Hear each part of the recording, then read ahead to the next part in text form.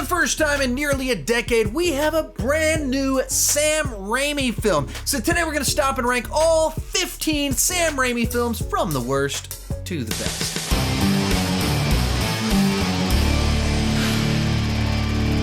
Hi, my name is Sean, and I love to talk about movies and TV way too much. With that in mind, go ahead and join me down below in the comment section. Share your ranking of all 15 Sam Raimi films, or as many as you have seen. My list isn't the right list, it's just my list, and I would love to see yours. Also, if you enjoyed this video, I've done a bunch of these director rankings before. You can check them out right up here when this video is over with, and let's get started. In last place, Crimewave. Now, this movie is an interesting anomaly as it was written by the Coen brothers and obviously directed by Sam Raimi, and it's not a particularly good film despite all the talent behind the camera. Now, this is a film where I think you feel Sam Raimi's youth and inexperience catching up with him. When he directed The Evil Dead, he was only like 20, 21 years old. This is only a few years later. He was given a dramatically larger budget, but he was still really young, and they didn't come up with the best idea for a film. And so this is like a live action 40s comic strip brought to life with broad slapstick comedy with this plot line about these assassins trying to take someone out. The plot itself is barely coherent. Apparently there was a lot of studio interference messing around with the production, demanding reshoots and adding on elements at the beginning and the end. Undeniably, there is some style on display here, in particular a sequence where a lady's running through a series of doors. It's kind of interesting. You can see some of the Raimi-isms in there, but the movie as a whole is just kind of a bizarre misfire of a great talent figuring out how to direct films. Number 14, The Gift. A decent enough but generic turn-of-the-century girl goes missing investigation movie, except with a slight twist that the lead character here has psychic abilities of sorts. Now, the cast here is pretty amazing, but they're in a movie that just feels like a lot of other movies that came out in that same time period with this same basic premise of a whodunit. We are investigating this small town trying to figure out what happened to the missing girl. There's also not a lot of Raimi-isms in it, not a lot of his unique, distinct style. Just feels like a stock studio film from that time period. And I'm not sure if the movie was spoiled for me sometime in the last 20 years, but I watched it for the first time about a week and a half ago, and I knew exactly who the killer was as soon as kind of things kicked into high gear and the way that it played out, and kind of they show hands and kind of a vision flash, and I was like, okay, yeah, I know what's going on here. So enjoyable enough, but generic, predictable, and just a one-time watch movie for me. Next up, For the Love of the Game. Now, this is much more a Kevin Costner baseball film than a Sam Raimi film. As a Kevin Costner baseball film, it's far from my favorite of the bunch, and I actually really like a lot of the Kevin Costner baseball films. This one, not so much. As a Sam Raimi film, it has none of his usual flair and Raimi-isms. There's kind of a time period in the late 90s, early zeros, where it seemed like he was trying to show the studios that he can play ball, he can make a studio film. So he put out a bunch of these films that don't really feel like Sam Raimi films. They're well enough, they're good enough, but there's not a lot of him in them, and that's the case with this film. Beyond that, the basic concept here is really strange. It's about this aging baseball player who might be playing his last game, might be playing his best game, thinking back on his relationship. And it actually does kind of come together pretty nicely in the back half, but I wasn't really feeling the first half of this film. It might have even been lower on this list if not for kind of the end, tugging at the heartstrings just enough, pulling it off just enough. But overall, a bit of a slog. It's also too long of a film. And then we have Oz the Great and Powerful. Now, on paper, teaming up Sam Raimi and all his weird quirks seems like a great fit for the world of Oz, but the final product itself, it's a little bit too safe, polished, and mainstream. Now, the movie's fine.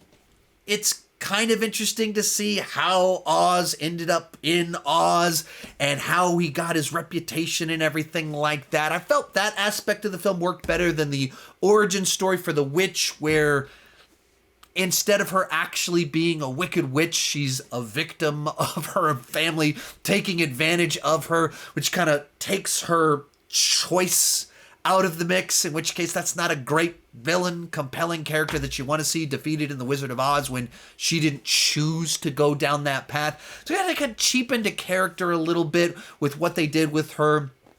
And there's some fun sequences, but it's a movie that, just given how lively Sam Raimi can be and how wonderful the world of Oz is supposed to be, you just don't get a lot of that here. So despite the title of this movie and the original one, it's not all that wonderful, powerful, or great.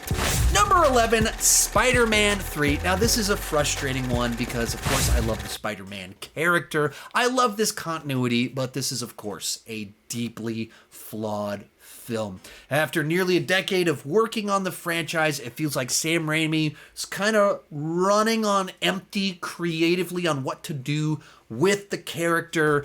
And then it is well known he did not want to include Venom in the film. He's openly stated he doesn't understand the Venom character, in which case you have a very talented team trying to force something that's not quite coming together. And that's what this movie feels like. At times it can capture the magic. I think it closes out Harry's arc really nicely, but then there's just a bunch of plot points that are retreads of previous films. There's some bizarre retcons of plot points. And then, of course, there's the dance sequence that, whatever they were going for, my son loves it. It doesn't really work for me personally, and has become the butt end of many jokes over the last 15 years. So unfortunately, a not so spectacular conclusion to Spider-Man's trilogy.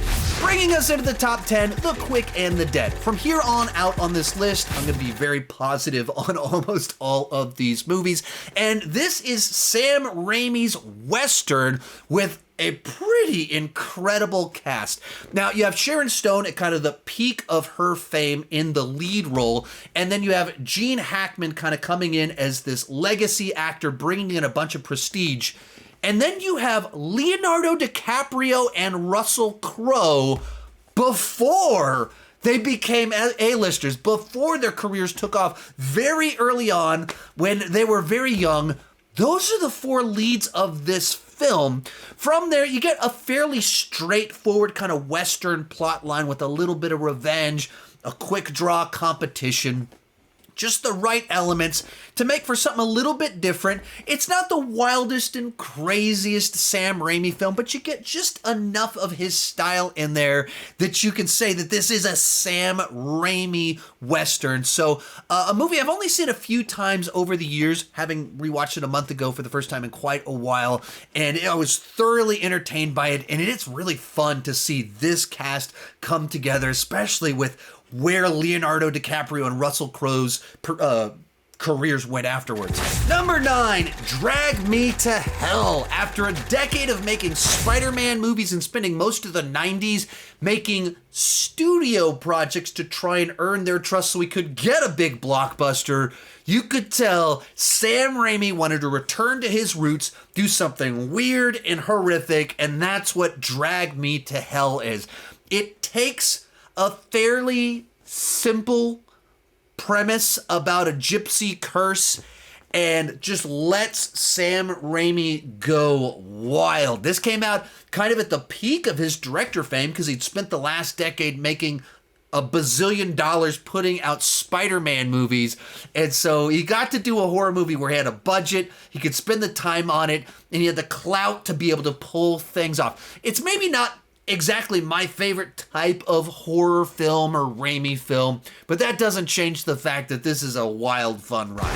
Next up, Darkman. Now, this is a movie that took me a little while to get into. I watched it for the first time way back in the 90s. Never really clicked with me. It was always a little bit too maybe campy for me. But then in this current rewatch, I decided to kind of go into a deep dive into the franchise. I actually watched the 2 direct-to-video sequels to it as well. And then I went back and rewatched the original one. Kind of started to fall in love with the world of Darkman. If you don't know what this is Sam Raimi's superhero movie that he did over 10 years before Spider-Man, and it stars Liam Neeson. It's got Frances McDermott in it as well, and it's like one part kind of superhero origin story, one part horror movie, and one part Phantom of the Opera, kind of gothic romance, all kind of combined together with a bit of an early 90s action thriller vibe to it, all with kind of early Sam Raimi weirdness, campiness, mixed together with just oozing with his style. It is a wild ride of an experience, and like you can watch it, there's a bunch of wacky stuff that happens that can be off-putting at times, but when you realize what Raimi was going for, it's a cool one. Also, fun fact on this one, it came out when I was in the 4th grade, and when I was in the 4th grade, I had watched someone having plastic surgery on a TV show, and it just wigged me out and I actually passed out. And shortly afterwards, I was watching the trailer for Darkman, and there's a scene in the trailer where they take a guy's mask off because the whole movie's about this guy making masks. And they're taking the mask off, and because I had just seen the plastic surgery, it reminded me of that, and I just thought that's what I was seeing. And I passed out from watching the trailer for this movie when I was a little kid because I misunderstood what I saw. So, yeah. That's my story for the day. Number 7, Army of Darkness. And in the late 90s, I watched this movie on loop. I quoted it constantly. And of course, one Halloween, I dressed up as Ash and even cut off my hand so I could attach a chainsaw to it as to properly look the part. Groovy. Maybe that last part wasn't entirely true, but this movie was so huge and pivotal for me in the late 90s and kind of getting me into weirder kind of cinema. And this is the movie that introduced me to Sam Raimi years before his Spider-Man film came out. And what's fun about this one is that it's a bizarre continuation of the Evil Dead franchise that leans more into slapstick humor than actual horror, even though it's about these deadites and people coming back from the dead and things like that. It is wacky, it's corny, it's filled with quotable one-liners. Hail to the king, baby. It is pure Sam Raimi and him embracing his love for the Three Stooges while injecting that into the Evil Dead franchise at the exact same time. Now, as I've gotten older, I don't get as much enjoyment out of this one as I did way back in the day. At times, it's just a little bit too corny for what they were going for, and they tried some things and the visual effects are just so ridiculous 30 years later, but none of that changes the fact that this was a pivotal movie for me in kind of shaping my love for films. And then we have Doctor Strange in the Multiverse of Madness, and this is an interesting one for me because, as I just told you, Sam Raimi and Army of Darkness were pivotal in kind of those foundational years for me and just getting me to love movies that weren't just mainstream blockbusters, but kind of weird stuff. One of the paths in which I got into horror was the Evil Dead franchise. Of course, the Sam Raimi Spider-Man trilogy are huge for me, but then the MCU is what's kind of launched this entire career that I have, talking movies on YouTube.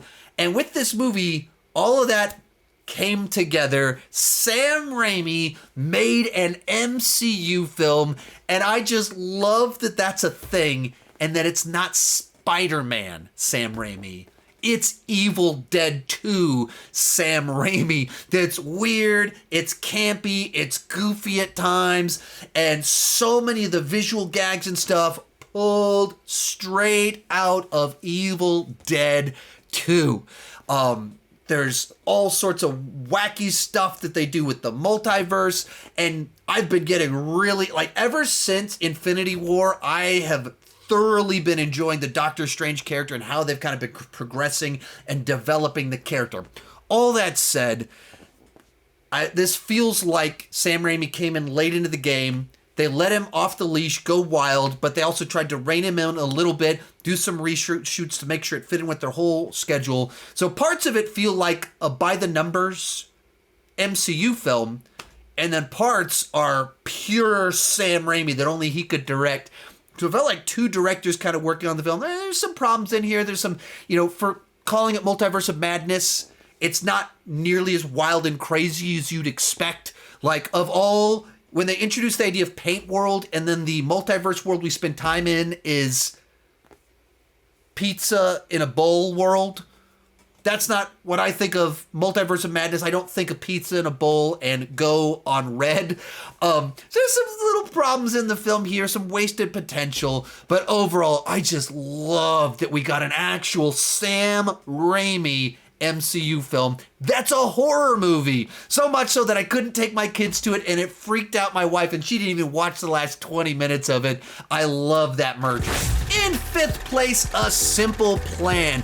And this was a first-time watch for me just this past week, but I've been hearing great things about this movie for over 20 years now. I just never got around to watching it, and I watched it, and it lived up to the hype. It was a really good what would you do thriller where a group of people find a plane that's crashed that has a big bag of money in it, and they decide to take it, and they come up with a simple plan to try and get away with this. And then it just explores all the things that can go wrong, all the way that greed sets in, all the way they become paranoid about one another, and it just kind of turns into this morality tale and tragedy as everything unfolds and the worst possible version takes hold of them because they just keep giving into the temptation, keep giving into the greed. So just a movie that doesn't necessarily have, of the movies in that time period where Raimi was doing these studio films and trying not to just be the weird, campy horror guy, but tell stories on the studio level, this was easily the best of the bunch. It doesn't rely on his Raimiisms, his bag of tricks, but it's a solid paranoia thriller with a great hook that makes you ask, like, what would you do in that situation? How would you justify whatever choice that you would make? And plays that out in a smart, clever way. And Raimi's able to pull off telling a serious story with tragic consequences. In fourth place, The Evil Dead. And this movie is truly an incredible accomplishment for a number of reasons. First off, Sam Raimi started making this movie when he was only 20 years old. He had no idea what he was doing and somehow was able to raise the funds to make this film. Second piece of that, it was made on a shoestring budget where it legitimately basically was a bunch of college students going off into the woods to shoot a movie with no idea what they could or couldn't do, and managed to make this highly effective, very straightforward horror film where kids go to a cabin in the woods and read the Book of the Dead and summon a bunch of demons that starts taking people over. And it just creates this unsettling atmosphere and vibe from the very beginning. And it never lets up until the credits start rolling. And while there's absolutely some bad acting, there's absolutely some bad stunt work, the special effects are dirt cheap, of course, some of that actually plays into what makes it so effective is that what you're watching just feels wrong on so many different levels. And you had these kids making this movie that they didn't know what you couldn't do. They didn't know anything about ratings. They didn't know anything about what was in good taste. They just tried to make stuff that would be unsettling, that would get under your skin. And because they had a fairly short script, they just would linger on these shots for too long. And they would use the sound effects to kind of flesh it out. It's like at the end when the creature's melting and stuff, it just goes on for so long, but you just feel it. You remember it. It stays with you. And it's just incredible, incredible, incredible that at 21 years old, he could make a movie that is stood the test of time, that here we are 40 years later, and another movie in this series is about to come out. And just a few days ago, the Evil Dead video game came out, and people have been horrified by this movie. They've laughed at Army of Darkness. They've had fun with this franchise for 40 years, and a 20-year-old kid made it. That is remarkable. Real quick before I give you my top 3, remember to share your ranking of the Sam Raimi films you've seen down below in the comment section. My list isn't the right list, it's just my list, and I would love to see yours. Also remember, I've done a bunch of other director rankings in the past. Quentin Tarantino, James Cameron, M. Night Shyamalan, and many, many more. Christopher Nolan, a bunch of the greats, David Fincher. If you enjoyed this video, there's almost certainly another director ranking you'll enjoy it right up there. In third place, Evil Dead 2. Partial remake, partial sequel, all Sam Raimi. In a lot of ways, this might be the purest Sam Raimi film that we've ever gotten, where he had the budget to pull off all of his wild, crazy ideas, but not too much money and not a big studio looking over his shoulder. He got to tell this story that combined his skill and love for horror films and freaking people out and gore with his love for slapstick humor, campiness, and also Bruce Campbell in peak form, giving a tremendous physical performance as Ash Williams. Groovy. And you put it all together, and it's got the gore, and it's got more action and kind of one-liners. It's got humor, all these wild, crazy ideas, iconic shots, bizarre ideas that somehow work, where a guy attaches a chainsaw to his hand, runs around with a double-barrel shotgun, just awesome, awesome stuff. But this movie is pure Sam Raimi. All the stuff that he's good at, while he was still young enough to go wild and crazy without any abandon, that's what Evil Dead 2 is. Our runner-up, Spider-Man 2. This movie picks up where the first film left off, both thematically as well as on a plot level, and explores Peter Parker trying to figure out, how do you be Peter Parker as well as Spider-Man? Have a job and save lives. Have a girlfriend in your life while trying to do all that you can do as Spider-Man.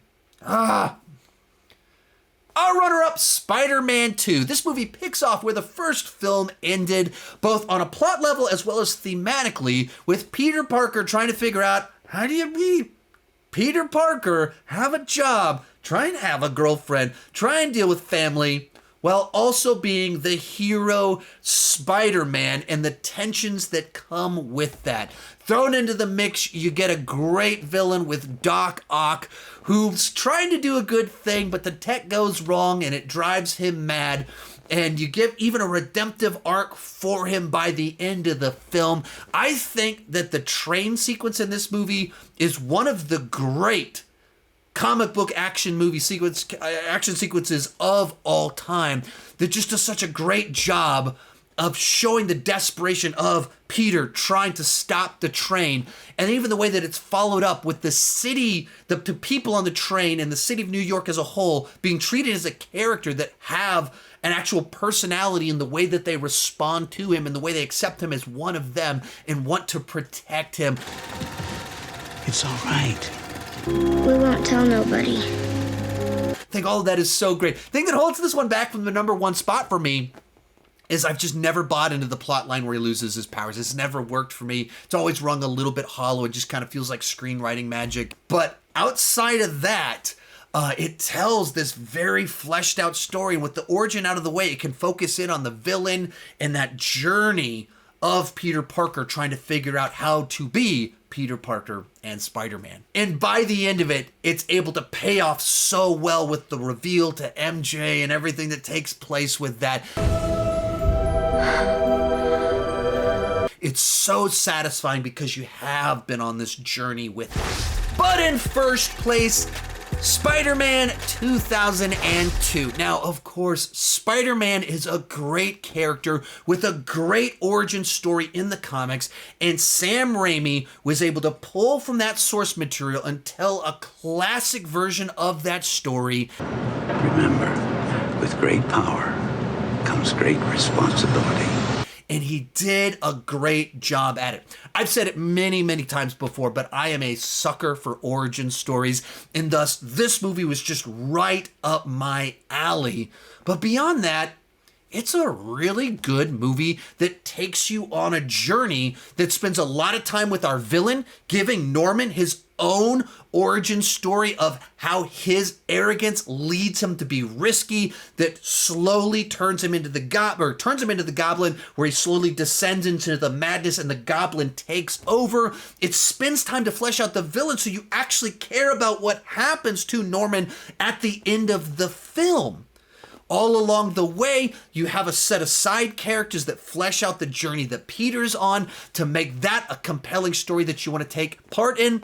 But also, this was a groundbreaking film. When it came out, we never could have seen someone like Spider-Man swinging through New York City and have it be photorealistic and move as fast as it was with these wide sweeping shots, because the technology just didn't exist yet, and they invented tech for this movie to be able to pull all of that off. And just on a personal level, this was the first movie that I saw in the theater after my dad died. And so much of what I love about movies is that they can be an escape from all the realities and the pain of this world, and we can go into these fantasy worlds where good guys save the day. And this movie will always be special to me for that reason, that it could be an escape during possibly the hardest season of my entire life. This movie was a little escape, a little bit of joy, and a great movie that I love 20 years later and love to watch with my kids all of the time. So for me, easily, this one comes in at number 1. If you enjoyed this video, remember I got more director rankings. You can check them out right over there in that playlist. We got Tarantino, Nolan, Fincher, Favreau, and many, many, many more. Thank you so much for watching, and keep talking movies too much. Bye-bye.